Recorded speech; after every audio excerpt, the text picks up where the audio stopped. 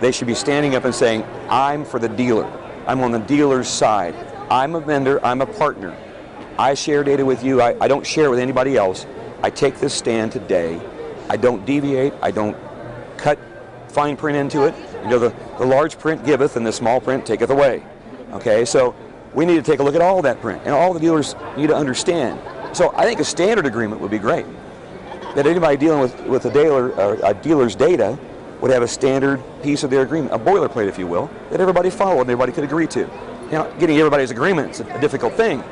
Well, the dealer's got to push that, because the dealer's got to know that that data exposure needs to be shut off, and by agreement, also by action. You don't just agree and then you get into a DMS and start fooling around. You've got to have, I commit that I'm going to do only with the data what the dealer wants me to do that's going to advance their business. That's what I want vendors to do. Just simple too. It's like 2 paragraphs, and maybe 100 words. It isn't that hard. It's just hard for them as a business model because they don't want to have those restrictions. Tough. This is the dealer's business, not the vendor's business. There is the knows and the don't knows. People in the know on it, and Group 1 is another good example, their whole group is in the know on it, but dealers are starting to understand it. I had a conversation 2 weeks ago with a dealer that I work with about just this very issue.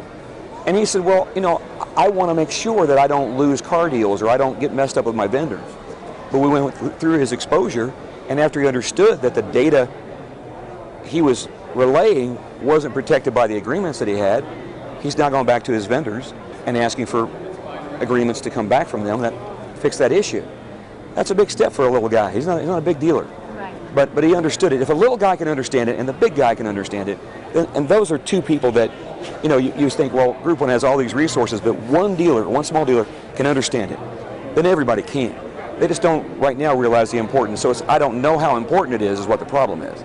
And there's people that know how important it is.